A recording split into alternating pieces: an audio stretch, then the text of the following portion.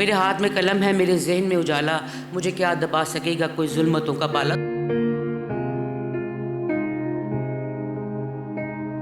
हबीब जालब साहब वो शायर थे जिन्हें हर ज़माने में हर जनरेशन ने सुना। अफसोस कि इस वक्त उनकी रहायशगाह पे मैं मौजूद हूँ और उनके घर के हालात इस तरह के हैं कि जब आप देखेंगे तो आपकी आंखों में भी आंसू आ जाएंगे। ये उनके घर के मनाजर हैं, इस वक्त आप स्क्रीन पर देख सकते हैं। सोशल मीडिया पर एक वीडियो चलती है कि हबीब जालब साहब का घर टूटने वाला है,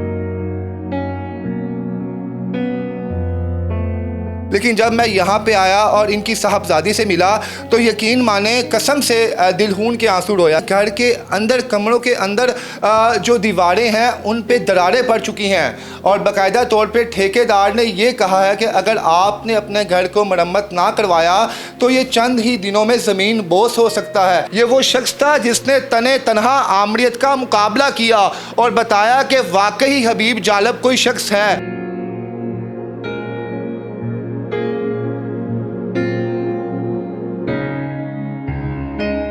फैज़ अहमद फैज़ ने इनके बारे में ये कहा कि हबीब जालब साहब ने अपनी ज़िंदगी में इतना काम कर लिया है कि हमें इनके सामने जाते हुए शर्म आती है। हबीब जालब दुनिया में एक ही था और शायद कभी दूसरा हबीब जालब ना आ सके, क्योंकि इन्होंने उस वक्त अपने ख़ानदान से ज़्यादा इस मुल्क की इज़्ज़त को सामने रखा। जो लड़की, जो शख्स अपना किरदार और ज़मीर बेचेगा वही पाकिस्तान में ज़िंदा रह सकता है।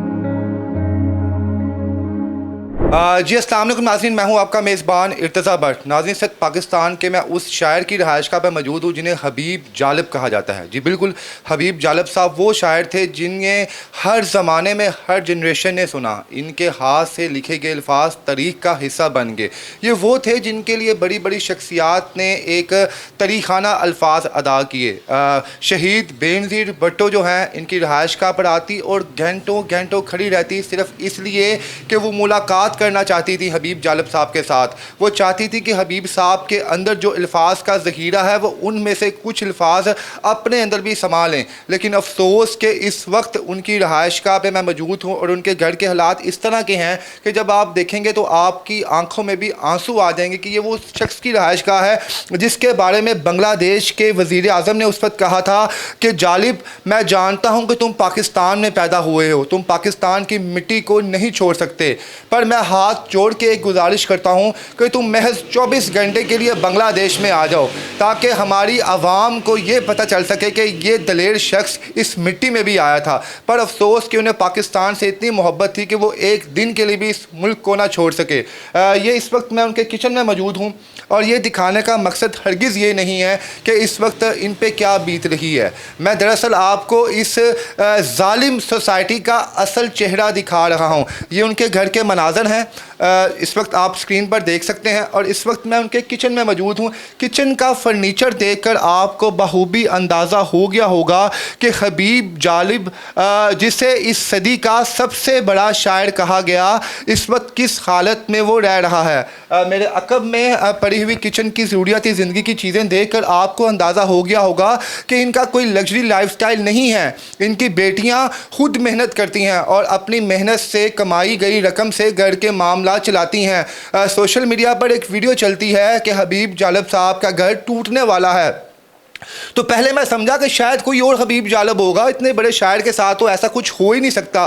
लेकिन जब मैं यहाँ पे आया और इनकी साहबजादी से मिला तो यकीन माने कसम से दिलहून के आंसू रोया कि यार ये वाकई हबीब जालब का घर है और हबीब जालब की बेटी इस हाल में रह रही है। ये आप यहाँ पर देख सकते हैं कि इस वक्त घर के क्या मामलात हैं। खिड़कियाँ तक टूटी हुई हैं और इतने वसाइल नहीं है कि घर का सिस्टम जो है वो ठीक करवा सकें। दरवाजे हैं, उनकी हालत आपके सामने है। घर के अंदर, कमरों के अंदर जो दीवारें हैं उन पे दरारें पड़ चुकी हैं और बाकायदा तौर पे ठेकेदार ने ये कहा है कि अगर आपने अपने घर को मरम्मत ना करवाया तो ये चंद ही दिनों में ज़मीन बोस हो सकता है। आखिर ऐसा क्यों हुआ? इतने बड़े शायर के साथ इतना जुल्म क्यों? क्या इसकी ज़बान से अदा किए गए वो शेर जो है इस वक्त वबाले जान बने हुए हैं, जिनके बारे में कहा जाता था जालिब तुम बस खामोश हो जाओ, तुम कुछ ना बोलो, तुम्हारी फैमिली को वो तमाम सहूलियात दी जाएंगी, वो तमाम प्रोटोकॉल दिया जाएगा जो एक शाही प्रोटोकॉल होता है। लेकिन उस वक्त हबीब जालिब ने यह कहा, अगर जालिब खामोश हो गया तो फिर बोलेगा कौन। दीवार पर लगी हुई तस्वीरें इस बात की गवाह हैं कि हबीब जालिब कितनी बड़ी शख्सियत था। मैं अपने कैमरामैन को कहूँगा कि वो सबसे पहले उस तस्वीर पर फोकस करे जब हसीना वाजद साहबा मुलाकात कर रही हैं हबीब जालिब की साहबजादी से और शुक्रिया अदा कर रही हैं कि तुम्हारे वालिद ने जो किया वो दुनिया में कोई ना कर सका। हिंदुस्तान का लेजेंड अदाकार दिलीप कुमार हबीब जालिब के अक़ब में बैठा हुआ है और बता रहा है कि सर मैं आपका कितना बड़ा फ़ैन हूँ। मेरे पीछे आप तस्वीर देख सकते हैं, ये मशहूर तस्वीर जो है इस वक्त प्रेस क्लब की भी जीनत है। ये वो शख्स था जिसने तने तनहा आमरीत का मुकाबला किया और बताया कि वाकई हबीब जालिब कोई शख्स है। अफसोस कि आज इस शख्स के घर देख के यकीन माने दिल रो रहा है। हिलाल इम्तियाज़ तक इस शख्स को दिया गया। मैं आपको उठा के दिखाता हूँ कि ये उस शख्स को दिया जाता है जिसने इस मुल्क के लिए ग्रां कदर खिदमत सर अंजाम दी हों। पर ऐसे तोहफे का, ऐसे एजाज़ का क्या फ़ायदा कि उस शख्स की बेटियां घर का सिस्टम चलाने के लिए दर दर की ठोकरें खा रही हैं।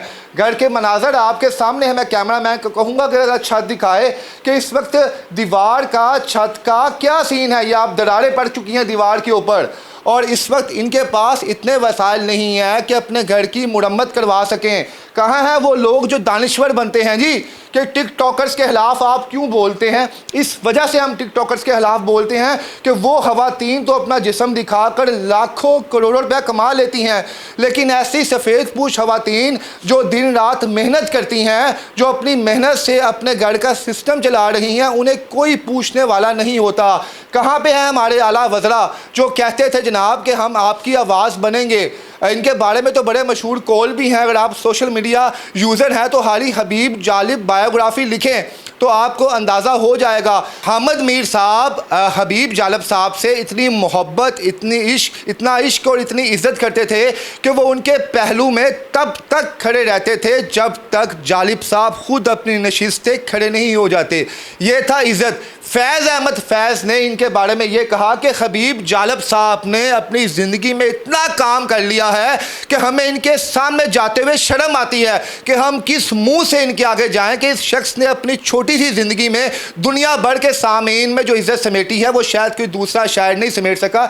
ये 1, 2, 3 नहीं, यहाँ पे एक एक तस्वीर इस बात की गवाह है कि हबीब जालिब दुनिया में एक ही था और शायद कभी दूसरा हबीब जालिब ना आ सके, क्योंकि इन्होंने उस वक्त अपने ख़ानदान से ज़्यादा इस मुल्क की इज़्ज़त को सामने रखा।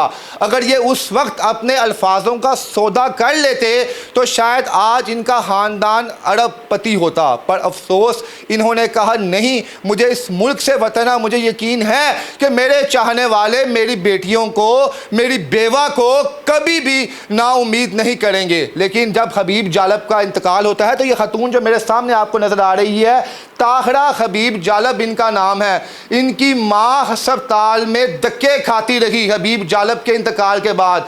महज 25,000 रुपये का चेक जो इन्हें मिला वो भी इनको महीनों बाद धक्के खा के कैश करवाना पड़ा, फिर जाके इनकी वालदा का इलाज हुआ।